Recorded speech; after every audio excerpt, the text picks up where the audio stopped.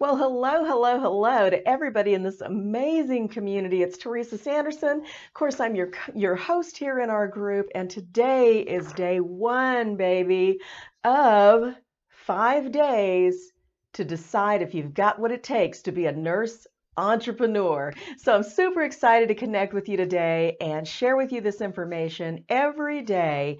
We're going to have a new video. I want to give you a quick, let me back up just a second. I want to give you a quick lay of the land and let you know how this week is going to go so you know what to expect and how to get the most out of it, okay?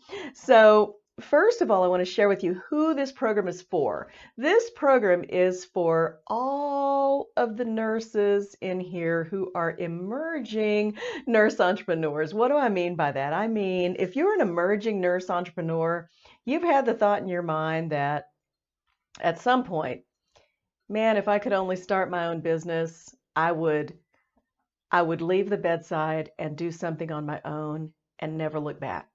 If you've had that thought at least once or some version of it, this is for you. Why? Because you deserve to at least explore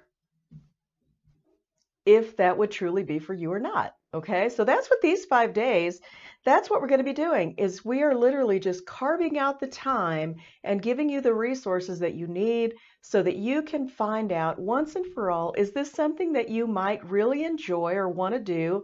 Or after you kick the tires over these 5 days, maybe you decide, man, that just would never be for me. I'm so glad I went through that because now I can put that, I can put that to rest. I don't need to think about that anymore because I've already done the work, okay? For me, I think one of the most frustrating things about becoming an entrepreneur was even deciding to take the leap. It was the frustration of feeling stuck where I was, wanting to do something else, but not even really knowing how do I go about exploring. Okay, so that's what these 5 days are all about. And trust me, you deserve it. No matter how it comes out in the end, if you choose to, pursue entrepreneurship after this, wonderful, congratulations. If you choose to lay it down, to lay it to rest, wonderful, congratulations. This has been a growth experience and you've learned something about yourself. So that's really, I think, the biggest challenge of this week is how much are you willing to learn about yourself? So let's get on with the lay of the land of how it's going to go. I need to let you know that at the very end of these 5 days, somebody who has participated in every day of the 5, who has watched every video, who's done all the homework, who's left all the comments, is going to win an amazing gift from me. And so you're only going to be in the running by doing all of the things. And trust me, I have a way of knowing if you've done all the things. So participate. That's going to be really, really important.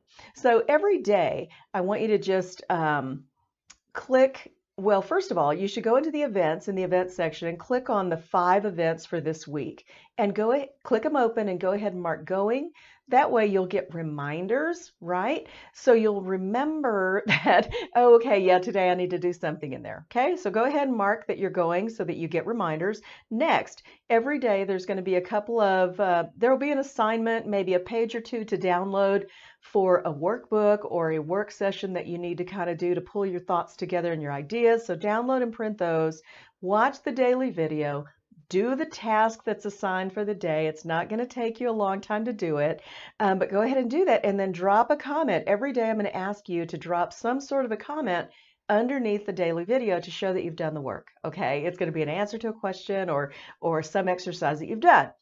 Now, again, at the end of the week, somebody who's done all those things is going to win a prize from me, and I'm not even going to reveal what it is, but it's going to be something really good. So, on to today's content, and thank you again for being here. As you pop in, if you've been here, go ahead and say hello. Let me know where you're watching from. If you're catching me on the replay, comment #replay. But again, thank you for investing in yourself. So today's topic, what is the number one reason that nurses want to start their own business, and the number one thing or the one thing that keeps them from doing it? That is our topic today. So I can only imagine, what thoughts you're having on what the number one reason nurses want to start their own business is. And drum roll, please. That is Lack of life balance. There it is. That is the truth.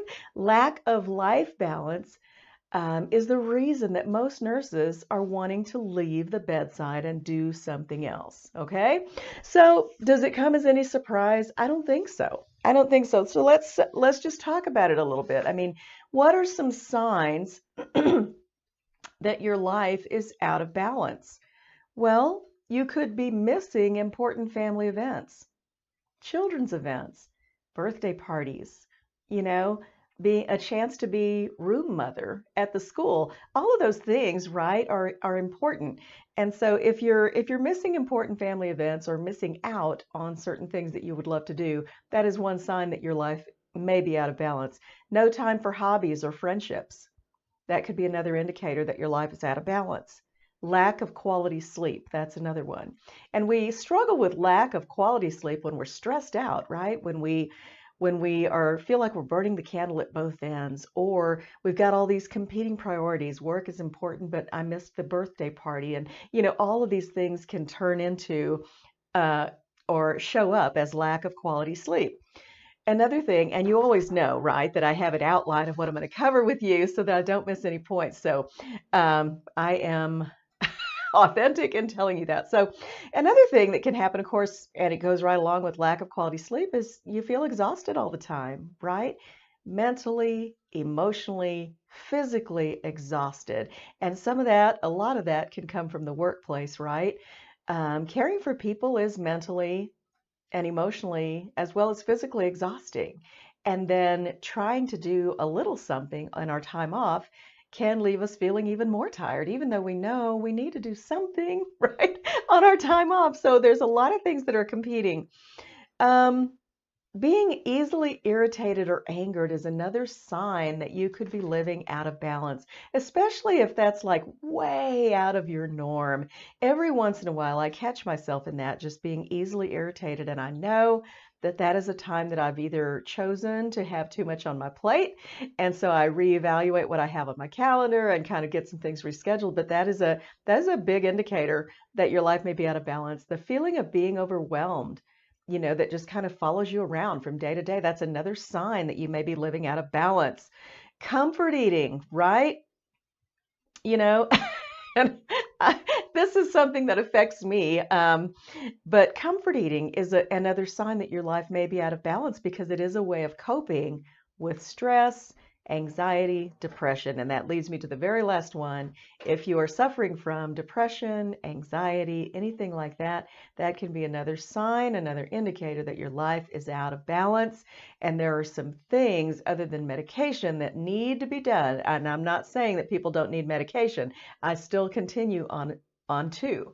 But the idea that, we talk about lifestyle changes, right, in nursing and in healthcare. And so there are a lot of things you can do lifestyle wise too to decrease depression and anxiety. So those are some signs that your life may be out of balance.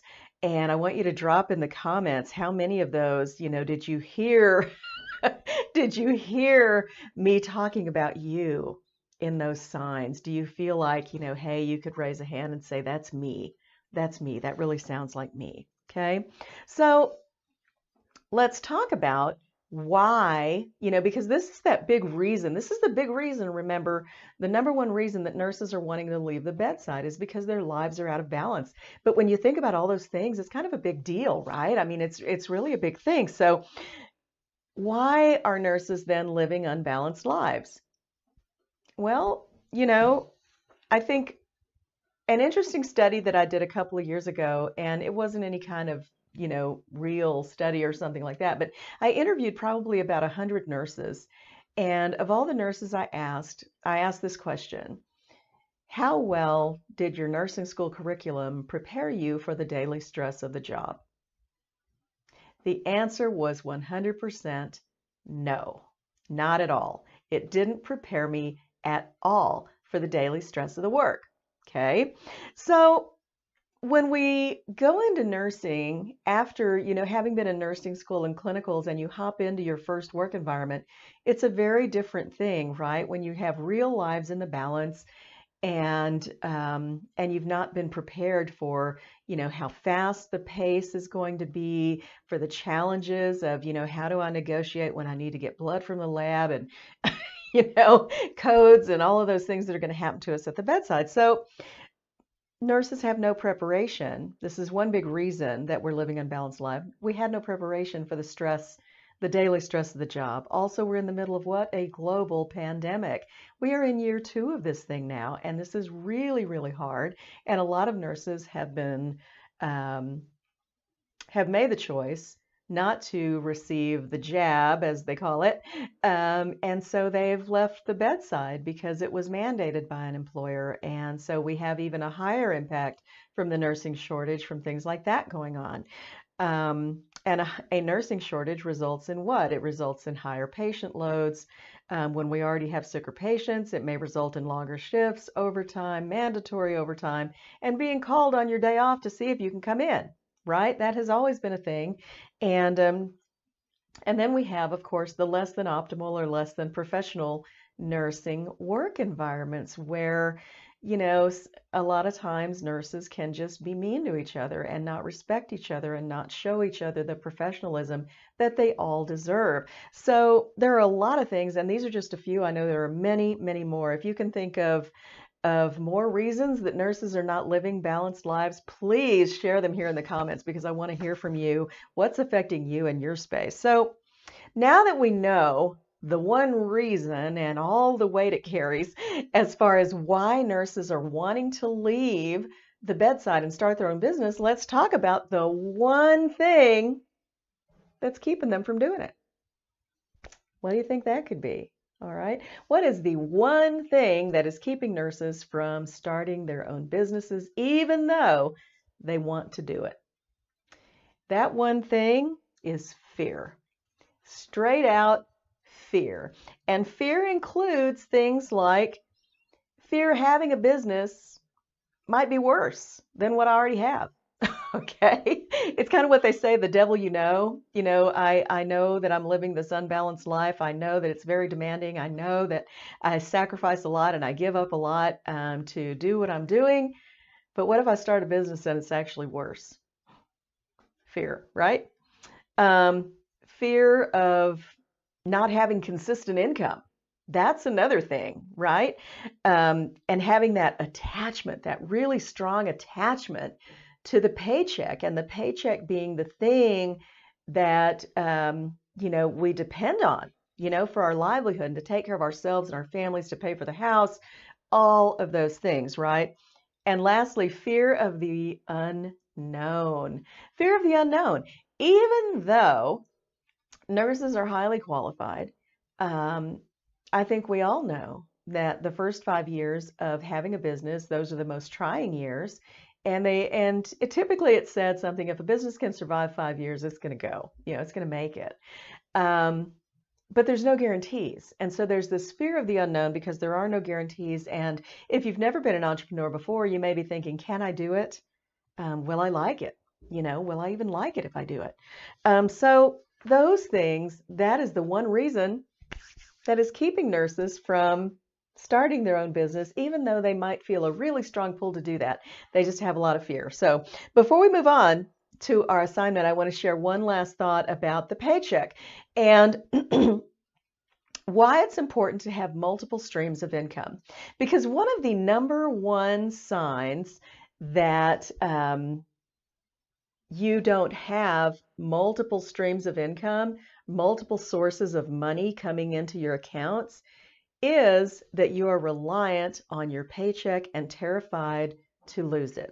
Okay?